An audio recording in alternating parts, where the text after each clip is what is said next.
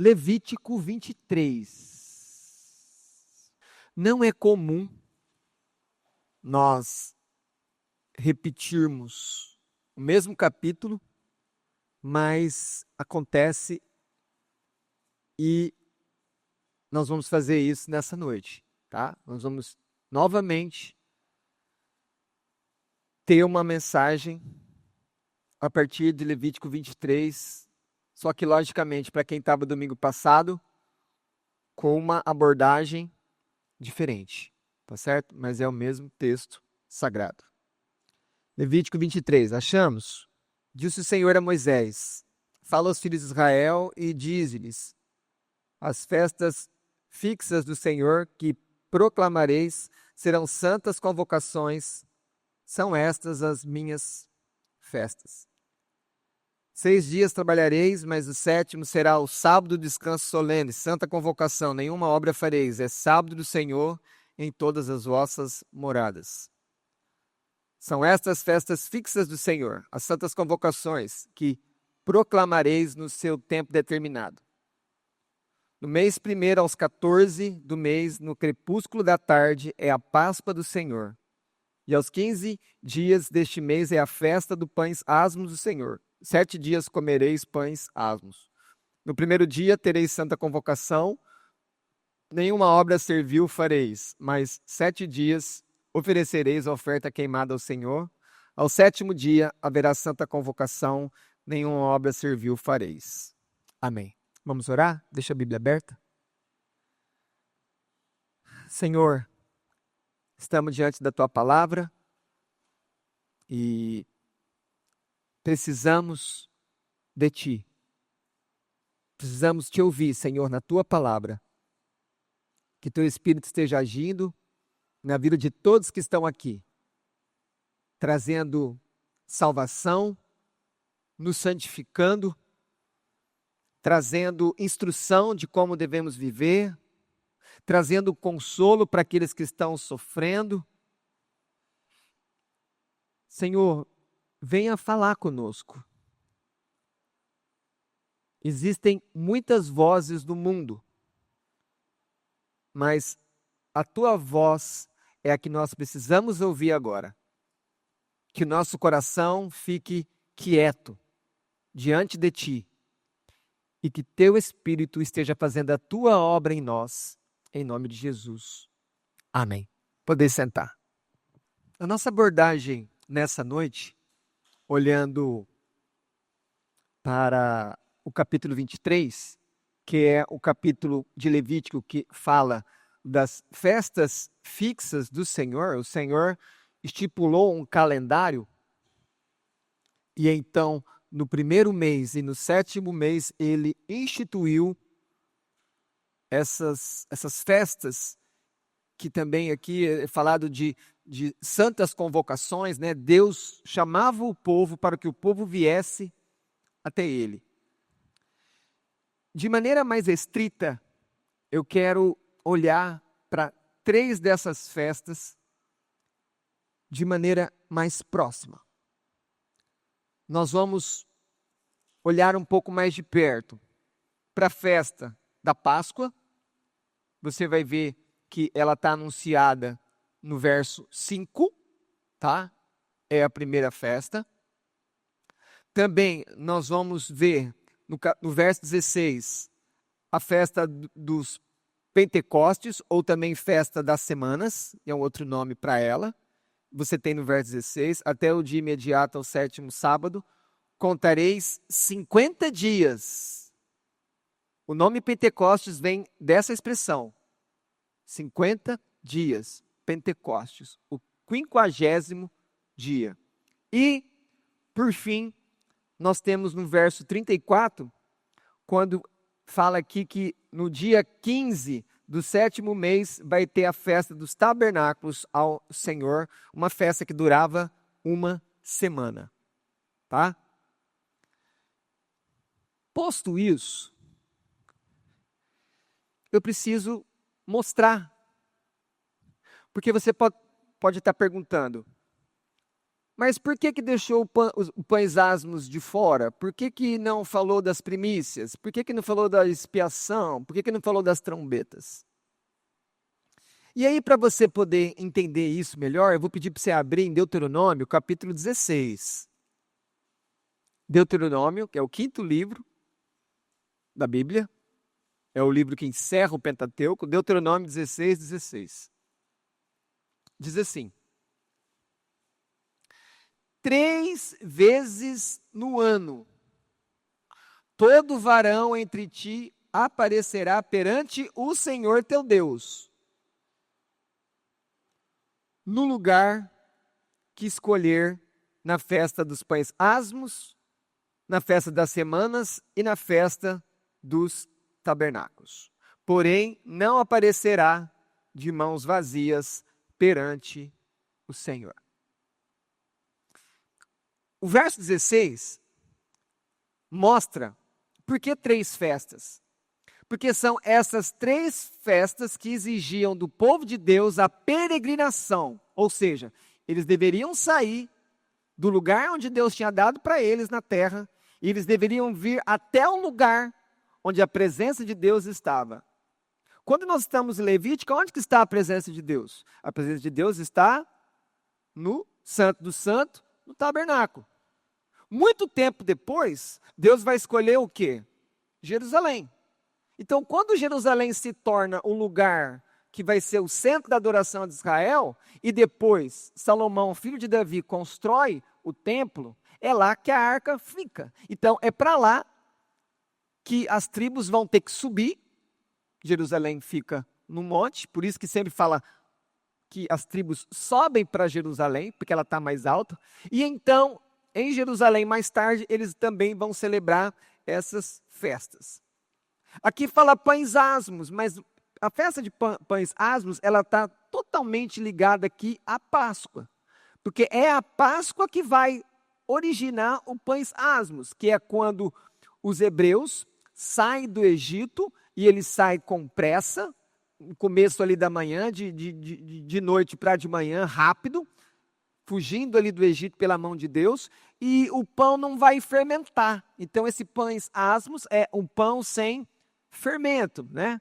Que, como nós vimos domingo passado, que olhando para nós hoje, nós temos que tomar muito cuidado com o pecado na nossa vida, porque é isso que muitas vezes o fermento simboliza na Escritura. Então nós temos então Páscoa e pães asmos, a primeira peregrinação, depois nós temos festa das semanas, que é o Pentecostes, e por fim nós temos a festa dos tabernáculos. Ok, então existiam 3 viagens que o povo deveria fazer, saindo do seu lugar, vindo até o Senhor. Quando Levítico 23 usa a expressão fixas, festas fixas, ele está nos direcionando, tipo assim, o lugar onde vocês vão vir me encontrar, eu que escolho. Não são vocês que vão adorar onde vocês querem, mas é onde eu mostrar, é no meu tempo e é do meu jeito. Percebe? Deus fala um lugar, Deus marca a hora e Deus fala como que é o culto. Pensando então nessas 3 festas, e olhando para cada um de nós, e olhando para esse povo lá, de Israel, mesmo que tivesse ali dentro da terra que Deus tinha dado, conforme prometido a Abraão, eles eram uma espécie de peregrinos. Porque eles sempre tinham que sair da casa deles e ir para um lugar onde o Senhor tinha apontado. Então, quando você começa a pensar, quando que esses israelitas começaram a ter uma ideia que eles eram peregrinos? Quando eles se tornam peregrinos? Quando eles descobriram, somos peregrinos. Uma outra coisa, como que vive um peregrino? Como que vive alguém que mora num lugar, trabalha num lugar, mas ele não é daquele lugar? Aquele lugar não é a morada final dele. Como que vive alguém assim? Como que pensa? E uma pergunta importante. Se um peregrino não tiver um destino final, ele está uma pessoa desorientada. Então, se é um peregrino, ele tem que saber para onde que ele está indo, porque ele está constantemente o quê? Indo, viajando, ele está andando no caminho. Então, é para onde que esse peregrino vai? Desde quando que ele descobriu que ele é peregrino? E como que um peregrino pensa? Quando você olha para o encontro de Jacó com Faraó, e Faraó, lembrando, quando você olha para o Egito, você olha para pessoas que desde aquela época tinha os sistemas mais sofisticados de mumificação, que acreditavam em vida depois da morte, que construíram as pirâmides para que servissem de mausoléus gigantes para que os grandes faraós pudessem ali repousar e pudessem também entrar na vida pós-morte. Então eles tinham essa visão aguçada de vida após a morte. Essa questão de que morreu, acabou, é uma coisa moderna. Isso aí é fruto do racionalismo, do naturalismo, mas quando você vai lá para antigamente, para as civilizações antigas, a maioria deles acreditava numa vida pós-morte, e essa é a realidade. Existe uma vida pós-morte. Mas então, Jacó responde para Faraó. Me foge aqui a idade. São tantos anos os anos das minhas peregrinações. Quando Jacó responde Faraó quantos anos ele tem, ele não fala de anos, eu tenho tantos anos, como nós costumamos fazer. Ele fala, são tantos anos de peregrinação. Por que Jacó falava isso? Vocês estão me ouvindo bem? Jacó fala isso porque ele tinha uma visão que a vida dele não ia acabar quando ele ia morrer. Tanto é verdade que o que ele faz com o José quando ele vai morrer? O que ele faz o filho dele prometer, que era governador do Egito? Quando eu morrer, você não me enterra aqui nesse lugar, você me leva para a terra dos meus pais. E você também tem que lembrar que, de alguma maneira, a terra prometida, ela nos remete a quem?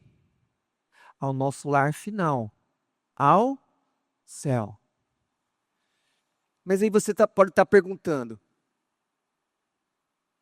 mas como que isso se encaixa na minha vida hoje? Então a primeira questão é, você se vê como um peregrino? Você é um peregrino? Irmã, você é uma peregrina ou não? Ou você ainda não tem essa visão que você é uma peregrina? Então deixe-me ajudar a entender isso. Deixe-me ajudar a ilustrar isso melhor para você. Como é que você pode olhar para você mesmo, ou para você mesmo, e descobrir que você é um peregrino ou uma peregrina? Olha para quando o Senhor te encontrou. Porque quando o Senhor te encontrou, assim como Israel estava escravizado pelos egípcios, você estava escravizado pelo pecado. Então o Senhor te encontrou, e quando o Senhor te encontrou, Ele abriu os seus olhos, e você então encontrou liberdade, a vida como ela é, do céu para a terra. E então ali, é o primeiro momento onde você começa uma nova vida. Mas essa nova vida quer dizer o quê? Você não vai continuar andando como você andava antes. E como você vivia antes, o mundo era a tua casa. Agora não. Quando você conheceu Cristo, fizeram uma promessa para você, que depois da sua morte você ia viver no céu. Então percebe, então o mundo não é mais o nosso destino final. Porque nós esperamos o quê? Uma nova terra, uma nova nação. Então, nesse sentido, na minha conversão, quando Cristo me encontra, que eu começo, ou pelo menos deveria ter, um discernimento que eu não sou do mundo, mas eu sou um peregrino. E é exatamente isso que Jesus fala em João 17. Vocês não são do mundo, mas vocês estão no mundo. Quando é que você, então, se tornou um peregrino? Quando você nasceu de novo.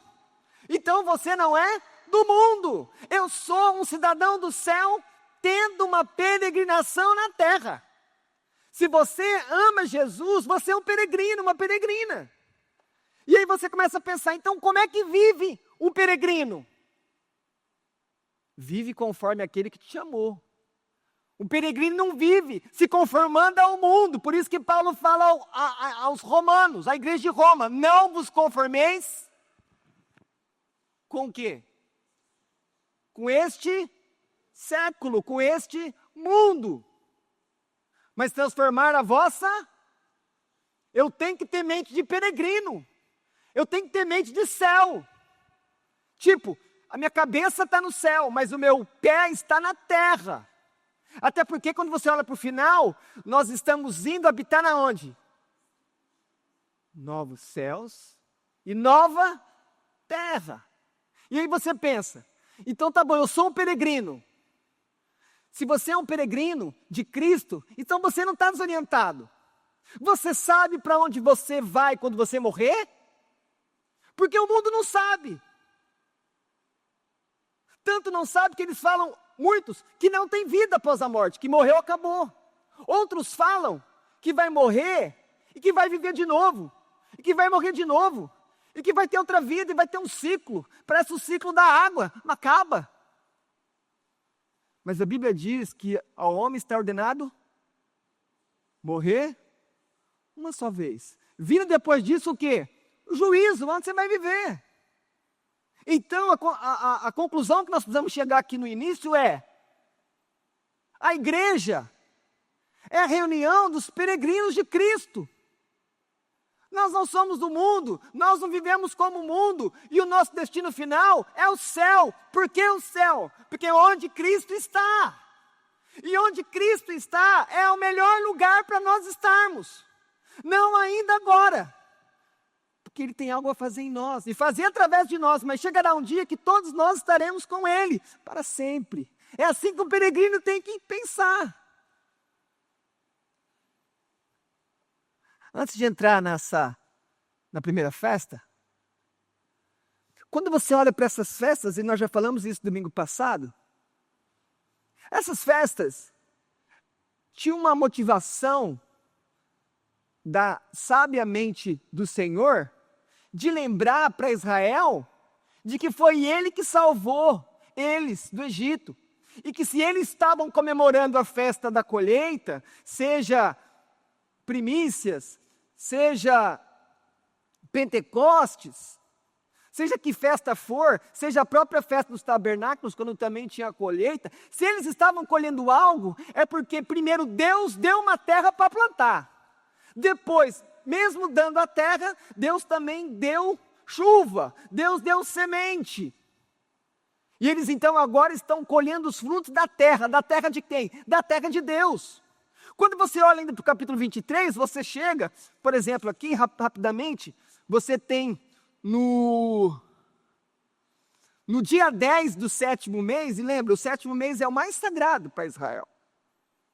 Nesse dia aqui para Israel, no 10º dia, é o dia da expiação. Então, por que Deus está colocando isso para Israel? Vocês precisam se lembrar de quem é que perdoa vocês. Quem é que perdoa vocês? Eu perdoo vocês. Então, vocês continuam confessando os pecados, porque o perdão pertence a Deus. Deus está lembrando isso, e nós precisamos lembrar disso. Quem tem perdão para você? Quem liberta você? Quem alimenta você? E aqui já tem a gente tem que tirar essa máscara, esse pensamento errado. Não é o teu trabalho que te alimenta. Assim diz o Senhor. Não é a tua herança que te alimenta. Assim diz o Senhor. Não são os teus talentos que te posicionam numa empresa. Assim diz o Senhor. O Senhor é a nossa provisão. O Senhor é a fonte de toda a bondade em nossas vidas. Ele nos dá alimento, por isso que nós agradecemos todas as vezes que comemos. Ele nos dá água. Ele nos dá o ar. Ele mantém o nosso corpo respirando. Ele mantém o cérebro funcionando. Ele nos dá força para ficarmos de pé, para andarmos, para corrermos. Quando nós dormimos, Ele guarda cada um de nós no momento mais frágil do seu dia. É quando você dorme. Mas quando você dorme, Deus está acordado, cuidando de você. O Senhor é o seu provedor. O Senhor é o Deus que te cura. O Senhor é o Deus que te dá paz. O Senhor. No tempo de tanto estresse, no tempo de tanta ansiedade, no tempo que de muitos de nós estamos sendo sobrecarregados, exauridos pelo trabalho, o único que pode dar uma orientação que nos salva de um mundo que perverte todo o sistema de trabalho, de produção, de tudo, o único que pode nos ajudar é o Senhor. Porque a Ele pertence a sabedoria que diz para nós: trabalhem 6, descanse em 1. Trabalhem 6, descanse em 1. E quando nós não entendemos isso, quando nós não vivemos isso, nós temos problemas. E o Senhor também fixou essas festas para que Israel pudesse lembrar. Qual a maior alegria de vocês? A maior alegria de vocês é ter um pedaço de terra que eu tirei do cananeu e dei para você? A sua maior alegria é a mulher que eu te dei? A maior alegria sua são os filhos que eu coloquei na sua casa? A maior alegria sua é a riqueza que eu te dei? A sabedoria que você pediu e eu te dei? O Senhor pergunta para mim e para você: qual a sua maior alegria? Qual a sua maior alegria? O que mais te move o coração? O que mais é caro para você? Quem é aquele que quando você pensa, mais você se sente bem, num bem-estar completo, total, sem medo? Então essas festas também era para que o povo viesse ao Senhor, e nessas festas eles comiam, eles bebiam, eles dançavam, sabe para quê? Para que eles soubessem que a alegria deles vinha do Senhor. A alegria deles não era nas coisas que o Senhor dava, mas a alegria deles era: eu tenho aliança com vocês. Vocês são o meu povo, que eu libertei com braço forte do Egito. Eu abri o mar para vocês passar. E quando os inimigos vieram, eu fechei o mar sobre eles. E eles morreram. E vocês viram os corpos deles na praia. Nós somos peregrinos. Eu preciso pensar como peregrino. Porque um peregrino, ele começa a pensar no seguinte: eu não sou desse mundo. Então eu não vou ficar brigando pelas coisas do mundo. Se eu tiver que brigar, eu vou brigar pelas coisas do céu. Eu vou brigar por salvação. Eu vou brigar por crescimento espiritual. Eu vou brigar para aprender mais a Bíblia. Eu vou brigar para ter louvor na minha boca. Eu vou brigar para ser uma pessoa quebrantada. Quando eu falo brigar, é brigar com você mesmo, brigar com Deus. para que ele mude seu coração. Entende isso? Não é brigar com outra pessoa, é brigar com você mesmo. Brigar com a sua luta com o tempo. A sua luta contra o desânimo. A sua luta com o entretenimento excessivo do mundo, que quer nos tirar da presença de Deus. Deus não é contra o entretenimento. Como é que você sabe? Porque foi Ele que deu o ritmo para descansar. Ele deu o descanso. Ele mandou para o trabalho. Tem um tempo para você, fique ocioso.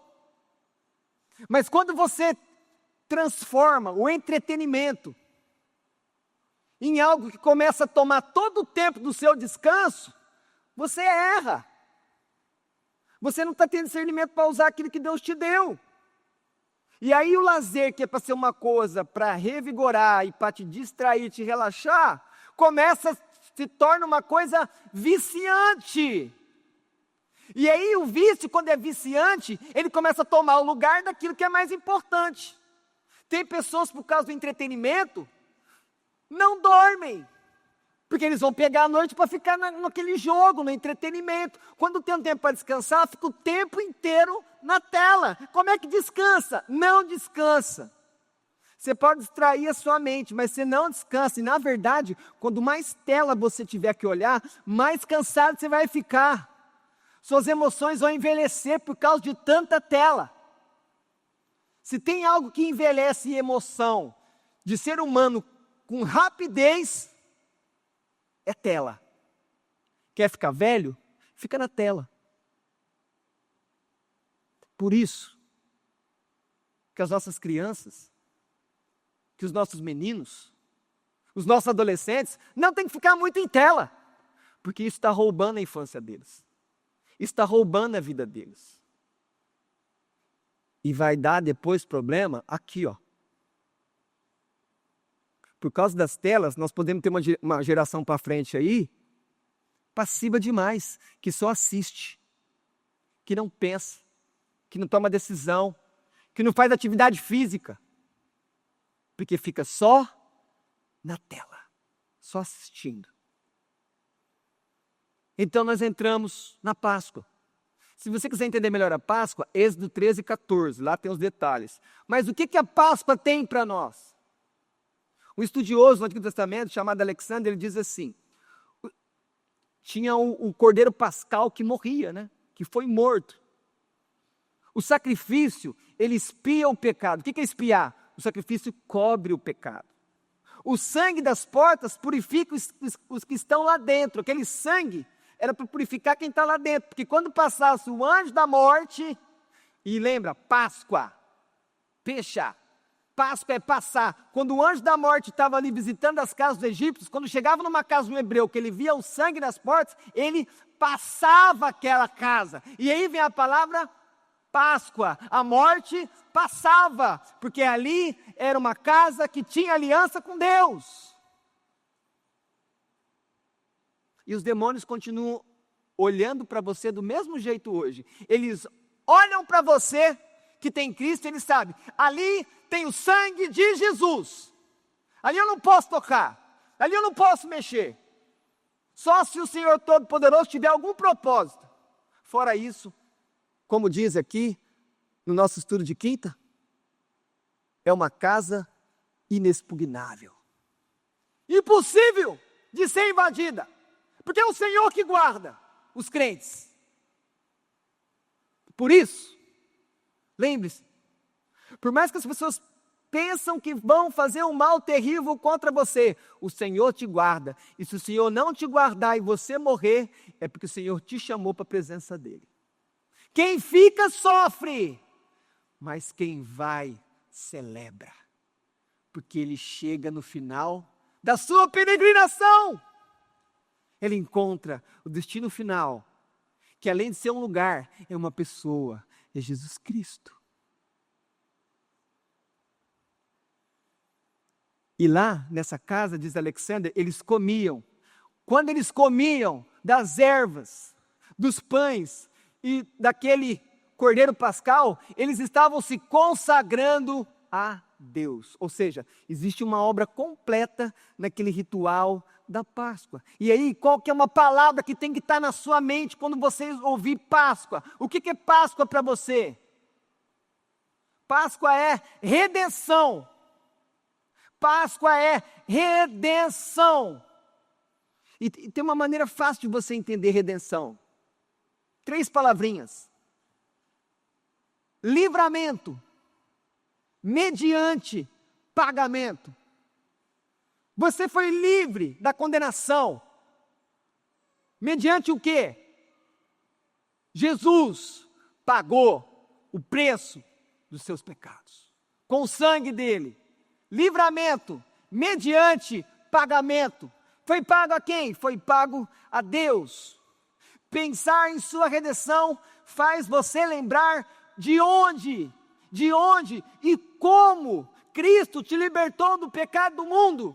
Eu não posso esquecer que eu fui redimido. Eu não posso esquecer que Cristo é meu Redentor. Por quê? Porque eu tenho que sempre lembrar de onde eu vim, quem eu era antes de Cristo, aonde eu vivia. Eu estava no mundo, eu estava no escuro, eu estava nas trevas, longe de Deus, sendo enganado pelo diabo e me alimentando da maldade do meu próprio coração. Mas quando Cristo veio até mim, eu fui liberto, e então eu comecei a peregrinar, eu comecei a andar com Cristo, eu saí das trevas para a luz.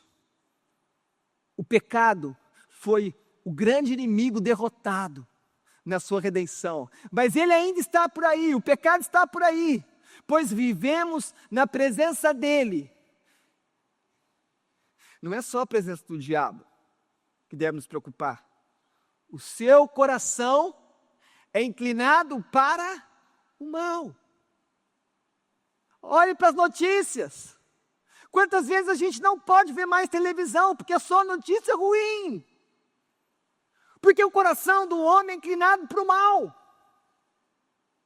E como o mundo cada vez mais vira as costas do Senhor, pior o mundo fica. O mundo fica entregue ao seu próprio coração. É uma tragédia após a outra. Um liberto de Cristo não vive como ele quer. Um grande problema seu e meu. A gente entende que a gente foi liberto do pecado. A gente entende que pertencemos a Deus. Mas aí vem o crescimento. Como que nós temos dificuldade de entender que eu não posso mais fazer o que eu quero? Antes de ser peregrino, eu fazia o que eu quero. Agora eu faço o que Cristo quer. Porque Ele me libertou. Eu tenho que pensar como Cristo. E aqui a grande luta sua e minha. Você não pode continuar vivendo como você quer. Não faça isso. Você não pode continuar pensando as coisas conforme o mundo ou conforme o seu próprio coração. Nós precisamos pensar conforme Deus. E a única maneira de conhecer o pensamento de Deus é na Escritura. Pense biblicamente. Pense como Deus em todas as coisas. Porque senão, mesmo sendo salvo, eu ainda vivo pequenas escravidões em várias áreas da minha vida. Porque eu ainda não aprendi a pensar como o meu libertador e Senhor Jesus. A única maneira de verdadeiramente viver livre em Cristo é tornar-se servo dele. Servo é uma expressão mais leve, mas o que o Novo Testamento diz é que nós temos que ser escravo. E quando você pensa no escravo, você tem que lembrar, o escravo tem o dono, o escravo não faz o que ele quer, o escravo faz o que o dono dele manda. Eu preciso viver para Jesus, e principalmente, eu preciso andar na presença dele. Essa foi a Páscoa. Então o que a Páscoa me diz? Nós fomos libertos por Cristo. Nós começamos a peregrinar no mundo, porque Cristo primeiro me encontrou, e me libertou, e perdoou os meus pecados. Mas agora, eu continuo no mundo, e como que eu vivo? Como diz aquele livro antigo, e agora? Como viveremos? Como que eu vou viver nesse mundo contaminado? Nesse mundo cheio de mina espiritual, de armadilhas demoníacas, Nesse mundo que muitas vezes eles fazem armadilhas para enganar meu coração, e eu muitas vezes caio nas armadilhas. Verso 16, Pentecostes, andando com a presença de Cristo. Escute o que eu falei, andando com a presença de Cristo. Eu não disse andando na presença de Cristo. Existe uma diferença. Andar na presença de Cristo é como se Cristo está andando e você está do lado e você vai com Ele. Não é isso que eu disse.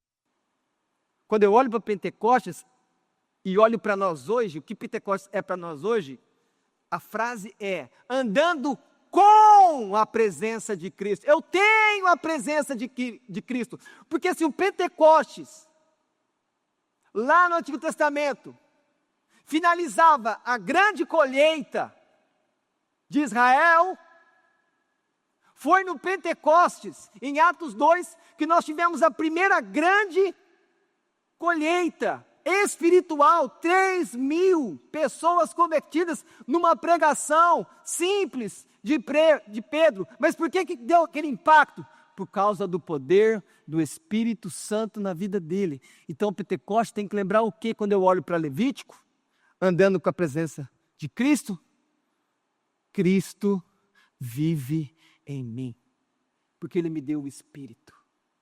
Assim como o Espírito veio em Atos 2, o Espírito veio sobre você, agora Cristo habita em você, Cristo vive em você, porque se você não tiver o Espírito de Cristo, como você vai ser um peregrino de Cristo? É uma condição. Como é que eu vou andar nesse mundo perigoso? Como é que eu vou ter a minha peregrinação sem uma direção? Quem vai me pegar pela mão e me mostrar o caminho? Quem vai me dizer como fazer? Quem vai me dar conselho na hora de eu tomar decisões importantes? Toda a sua vida, se você é um cristão, é uma vida no Espírito. Vou repetir. Se você é um cristão genuíno, toda a sua vida é vida no Espírito. Por isso que fala que nós temos uma vida espiritual. Porque nós vivemos no Espírito. O Espírito habita em nós. O Espírito nos dá as coordenadas. O Espírito nos move. O Espírito fala com você sem você ouvir. Porque Ele fala muitas vezes direto no seu coração. Ele inclina as motivações. Ele traz pensamentos. Só que você não percebe que é Ele. Mas é Ele. É Ele que está agindo. É que às vezes falta para nós o quê? Discernimento. Falta a sensibilidade de saber que é o Espírito. Mas como que eu vou saber que é o Espírito? Olha para a Escritura, porque o Espírito vai agir conforme a Escritura. E aí você confere, para demônios também não te enganar. Agora, se lá na Páscoa Jesus venceu o pecado, eu quero chamar a atenção que durante a sua peregrinação no mundo, eu vou enfrentar um inimigo voraz. Um inimigo que está dentro.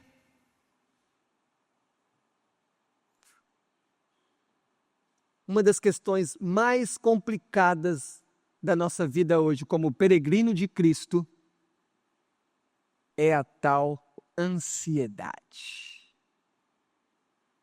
A ansiedade tumultua a vida. A ansiedade te faz sofrer por problemas imaginários. A ansiedade, ela rouba a sua energia. A ansiedade não te deixa dormir. A ansiedade é um sintoma clássico. Fora o caso quando essa ansiedade já se tornou um problema fisiológico e aí você precisa de ajuda de remédios ou de outras técnicas e terapias que podem te ajudar. Mas fora isso, a ansiedade é pecado. E por que é pecado? Porque quando nós estamos ansiosos por qualquer coisa, a Escritura diz que eu tenho que combater a ansiedade lendo a Bíblia, onde está escrito: confie em mim, aquietai-vos, eu sou o Senhor, exaltado entre as nações. Uma das maneiras mais poderosas de combater a nossa ansiedade é ir até Deus e falar: Senhor, eu preciso de Ti, me ajuda a confiar, eu quero entregar isso aqui para o Senhor. Só que a gente entrega, pega de volta, entrega de novo, pega de volta, entrega de novo, pega de volta. Não tem problema, está acontecendo isso? Vai entregando todo dia até que o Espírito te ajude a não pegar de volta. Mas a ansiedade atrapalha a nossa peregrinação. E quando eu entendo o que a ansiedade é, eu vou viver mais protegido, porque a ansiedade não vai fazer tanto mal em mim. Por que nós estamos ansiosos muitas vezes? Porque nós trabalhamos demais. E aí eu volto para a questão do descanso. Nós precisamos de mais descanso, mas nós estamos atrás de mais trabalho. Então presta atenção. Será que a sua ansiedade não é por causa do seu excesso de trabalho? Isso não está gerando mais ansiedade? Aí você percebe que você está ansioso. Aí sabe o que alguns fazem? Ah, não, eu estou ansioso. O que você vai fazer? Não, eu vou trabalhar para não pensar na ansiedade. Aí você aumenta a causa da sua ansiedade. Aí você fica mais ansioso. Ao invés de perceber que está ansioso e falar: eu preciso diminuir o ritmo na minha peregrinação. Eu preciso tirar alguma carga. Não, você aumenta. E a sua ansiedade não vai diminuir. Ela vai aumentar. Por isso, converse com os especialistas, com as médicas e profissionais que receitam os remédios. Os remédios da ansiedade para fazer o quê? Para fazer andar uma parada. Não para ouvindo Deus, o remedinho começa a te parar. E aí te dá uma ajudada na sua cabeça, colocar um pouquinho as coisas no lugar, porque está perdendo todos os limites dentro da mente. Começa a se perder, aí o remédio vem. Mas tá bom, o remédio pode te ajudar por um tempo. E depois? Eu não posso ficar sempre tomando remédio. A não ser que você já tenha um problema instalado, fisiológico, bioquímico. Aí é uma outra coisa. Pode ser que o cérebro já esteja doente a tal ponto que você tem necessidade daquele remédio. Aí se você não tomar, você vai ficar pior. Aí é diferente. Jesus disse o quê no Sermão do Monte? Não andeis. Olha para as palavras de Jesus, não andeis ansiosos.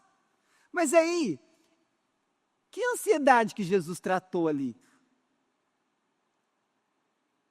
Ele falou de 3 coisas: comer, vestir e beber. Qual o problema? Nós temos muito mais preocupações do que isso, pastor. Eu não estou preocupado só em comer, beber e vestir. Eu tenho tanta coisa, tem casa agora. Tem casa para pagar. Tem plano de saúde. Ou tem farmácia. Não é só o celular que compra. Tem que ter o provedor, que é outro valor que você tem aí. O nosso mundo é muito sofisticado. O nosso mundo é muito complexo. Nós temos muitas demandas. Nós temos muitos credores. E isso tudo gera menos ou mais ansiedade? Quanto mais conta para pagar, eu não estou nem dizendo que você não está conseguindo pagar. Eu estou falando, quanto mais conta para pagar, mais ansiedade você vai ter. Por isso que uma pessoa pode ser muito rica, ela vai ter ansiedade, não porque ela tem medo de não comer, de não beber, não vestir, não ter um lugar, mas é porque ela tem medo de perder tudo que ela tem. E isso também é uma ansiedade.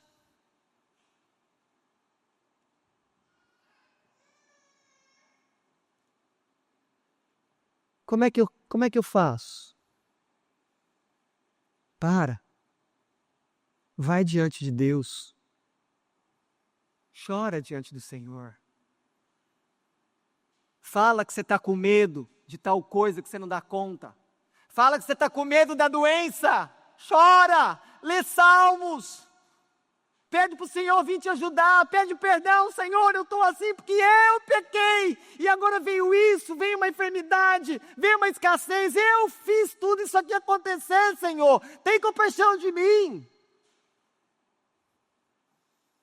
E o Senhor responde, porque o Senhor tem misericórdia do seu povo, o Senhor é um Deus perdoador, mas ao mesmo tempo que eu preciso ir no Senhor e me derramar perante Ele, falando como eu me sinto, totalmente aberto perante o Senhor.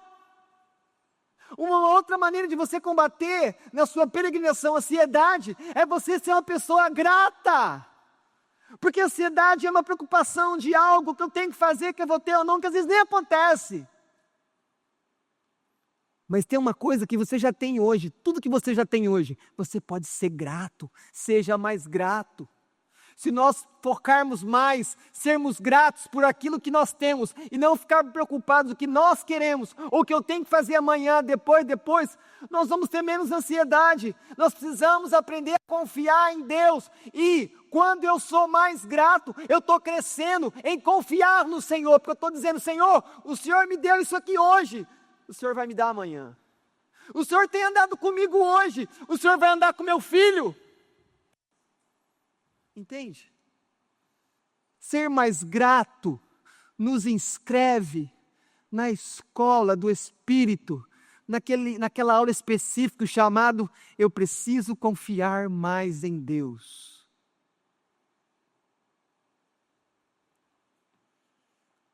Tudo pertence a Ele, o seu corpo é dele, tudo. Mas, além de eu ter cuidado com a ansiedade,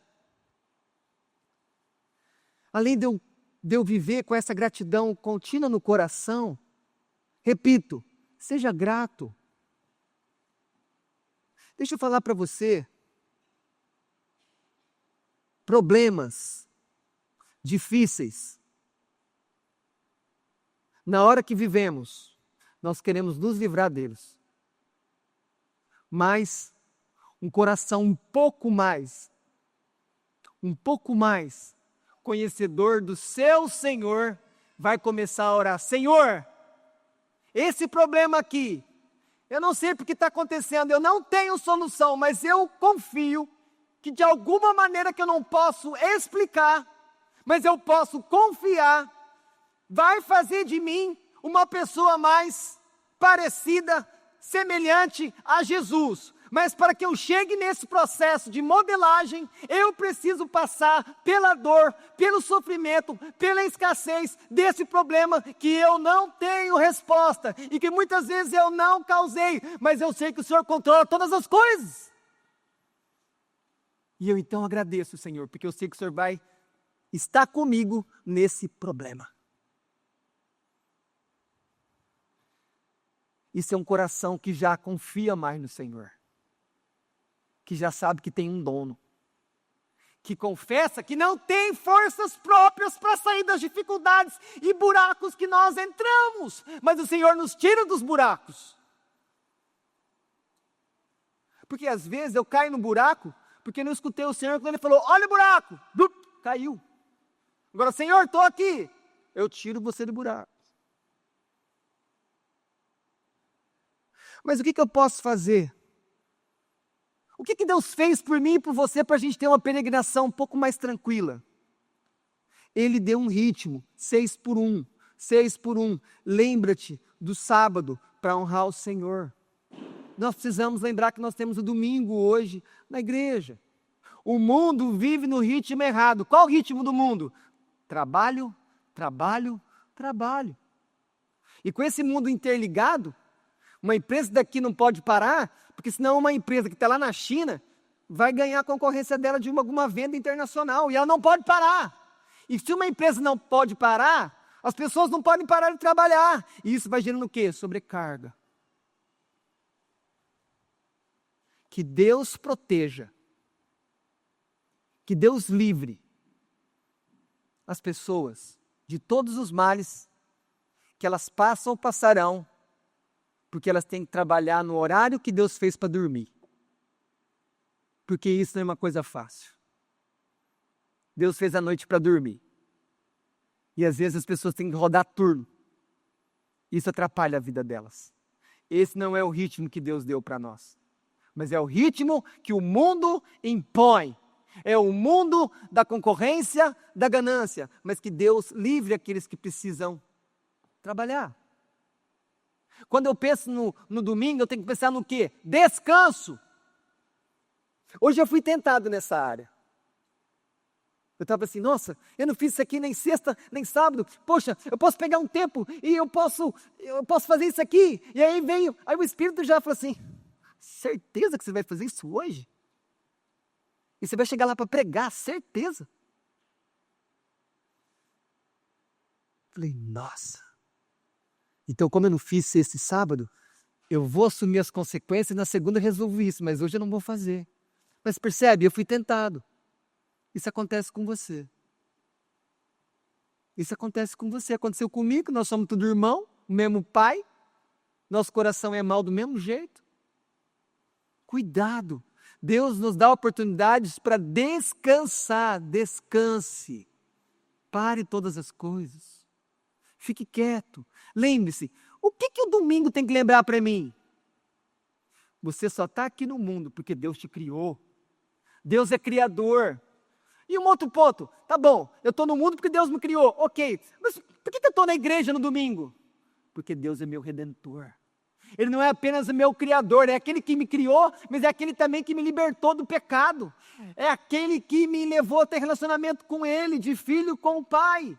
Lembra que o domingo mostra isso para você, todo domingo você tem que lembrar, Deus é meu criador, Ele cuida da criação, e Deus é meu redentor, Ele vai perseverar comigo, até eu encontrar com Jesus no céu. Deus estipulou 2 ritmos para o povo. E está aqui no capítulo 23. Cadê os 2 ritmos? O primeiro ritmo, verso 3. 6 dias trabalharás, mas o 7º é sábado do descanso. Esse é o ritmo semanal. Trabalha 6, folga 1. Não saia fora do ritmo. Mas aí, a partir do verso 4, nós vamos ter o quê? Nós vamos ter todas as festas. E aí então, Deus faz o calendário para o ano todo. Deus nos dá um ritmo certo para viver. Nós que saímos e aí temos problemas. Agora, deixa eu falar algo importante para vocês. Como que nós olhamos a semana? Eu trabalho 6 dias e no 7º eu descanso, adoro a Deus, ok? Não é isso? Então, eu primeiro trabalho, depois descanso, adoro, ok? Se eu inverter a maneira de pensar, será que muda a maneira de viver? Será que faz diferença? Se eu mudar a maneira de pensar,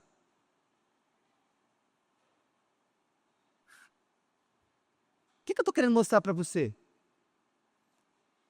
O mundo nos faz pensar que primeiro eu tenho que trabalhar. Se der tempo, eu adoro. Mas será que é assim que um peregrino tem que pensar?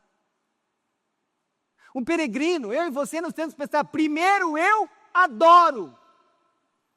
Primeiro eu estou descansado. Primeiro eu recebo energia. E então eu trabalho. Primeiro eu encontro Deus, o meu Senhor. Depois eu encontro o meu chefe. Depois eu encontro a empresa. Mas a gente não pensa assim. E sabe qual é o problema? Que quando eu coloco o trabalho primeiro e depois eu descanso, depois eu adoro, e quando eu tenho que trabalhar mais porque o chefe mandou trabalhar mais? E aí, os chefes, eles vão trazendo o quê? Eles vão trazendo justificativas, eles vão querendo convencer vocês cada vez mais. Falar, não, vai fechar a folha. Nossa, tem que trabalhar mais. Não, agora abriu a folha. Ah, tem que trabalhar mais. Não, agora é meia folha. Tem que trabalhar mais. Falou, ó, eles vão arrumando justificativas. Mas para quê? Para você, cada vez, trabalhar mais. Sobra o que para adoração? Nada! Nada! Quantos de nós estão entrando nessa cilada? trabalham, trabalham, trabalham, depois não tem nada para dar para Deus na adoração.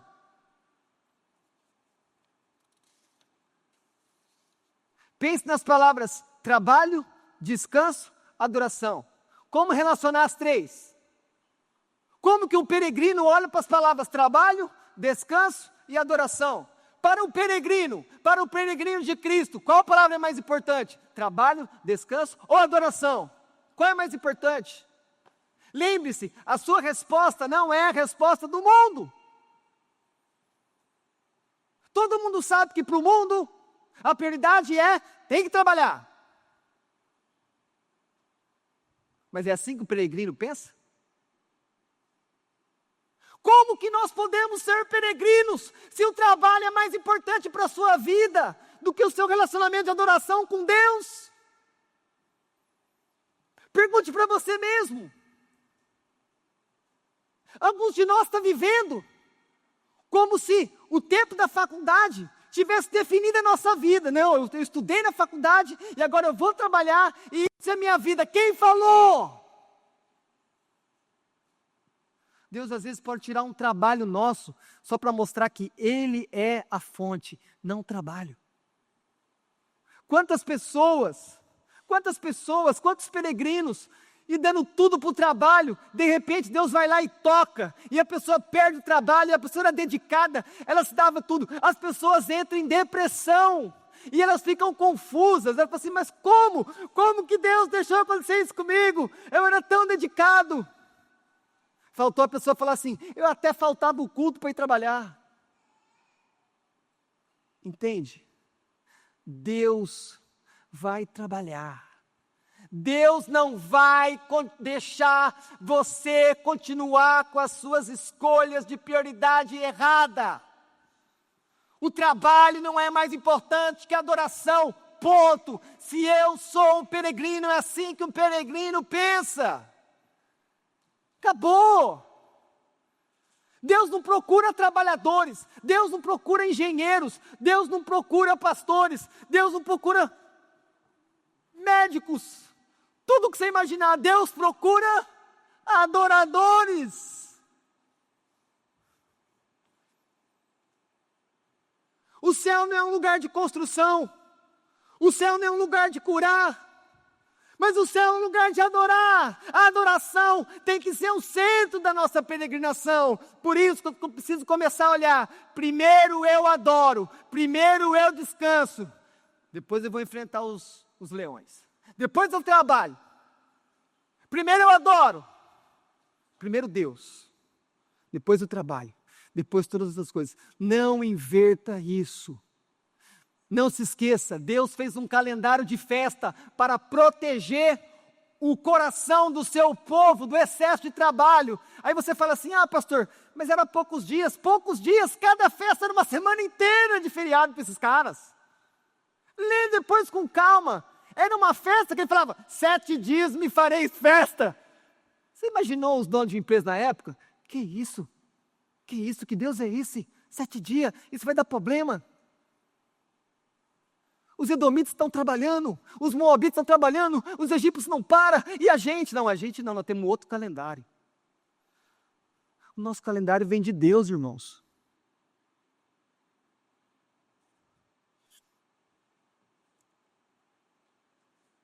E algumas pessoas dizem assim, eu adoro todo dia. Quando você começar a fechar uma pessoa e mostrar que ela precisa consagrar o domingo ao Senhor, eu entendo as pessoas que trabalham por turno. Ela não tem opção. Ela pode pedir para Deus dar o trabalho para ela. Isso ela pode fazer. E Deus responde a oração. Mas se ela não tem outro trabalho, ela tem que trabalhar. Então ela vai sofrer de não estar na igreja, porque ela tem que estar no turno. Mas é aquela pessoa que fala assim, não, eu adoro todo dia. Na verdade, essa ideia enfraquece a verdade bíblica de ter um dia separado para Deus.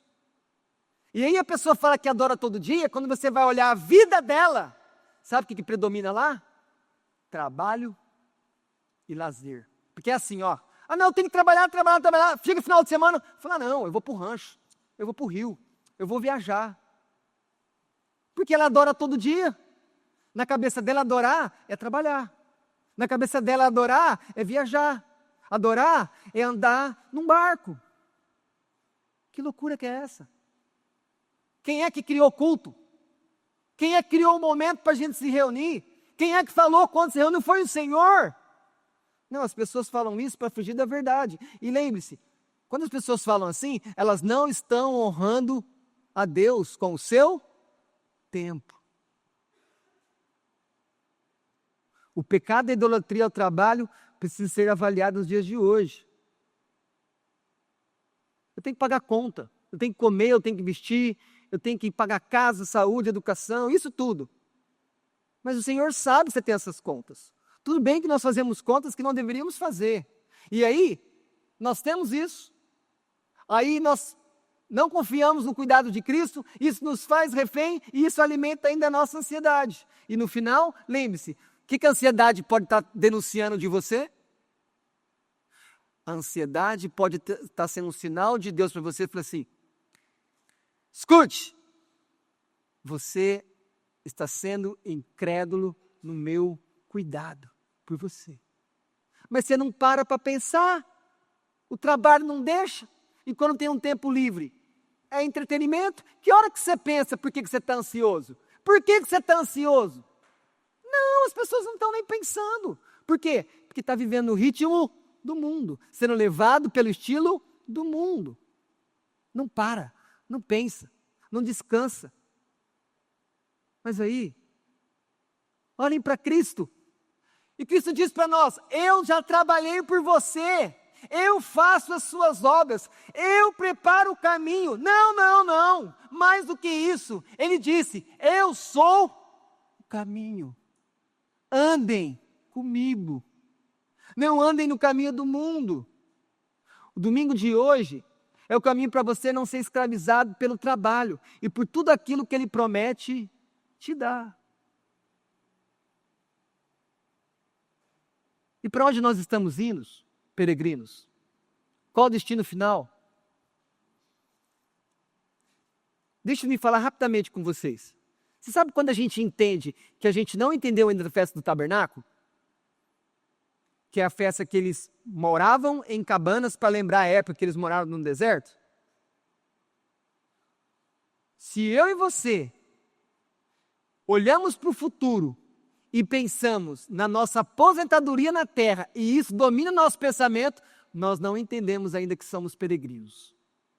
Porque se alguém de verdade entendeu que é peregrino, não é o final aqui na terra, a aposentadoria, que é o pensamento final dela.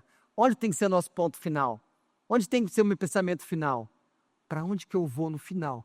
Qual que é meu lar final? Qual que é a minha pátria? Para onde que você vai?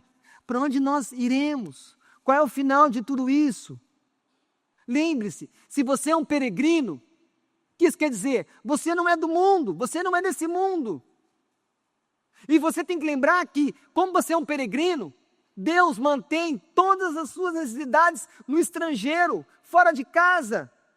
Enquanto continua caminhando rumo ao céu, lembre-se que você acabará se sujando no mundo. Lembre-se, peça perdão dos seus pecados, nós ainda continuamos pecando, precisamos confessar, não se deixe enganar pelo trabalho, não dê tudo para a sua aflição, olha aqui para mim, não dá tudo para a sua profissão, não faça isso, não faça isso, eu não estou dizendo que você não tem que ser aplicado no trabalho, que você não tem que ser zeloso, eu estou dizendo o seguinte para você, não faça do trabalho a coisa mais importante da sua vida, porque você está errando o alvo. E você então não vai estar vivendo como peregrino. Qual é o nosso mais importante trabalho? A adoração. Por isso o Senhor nos deu o domingo para descansar e adorar. Esse é o maior trabalho de um peregrino. E lembre-se, um dia a sua peregrinação vai acabar. Então você vai chegar na sua casa final. Nós vamos chegar na nossa pátria. O mais importante de tudo, nós vamos encontrar com Jesus. Existe algum prêmio? Existe algum dinheiro suficiente? Existe alguma honraria que alguém pode te dar no seu trabalho que seja maior do que você poder encontrar com Jesus e olhar Ele como João diz que Ele é em Apocalipse 1. Lembre-se, somos peregrinos, não podemos viver conforme o mundo e sabemos para onde estamos indo, para encontrar Jesus. Amém.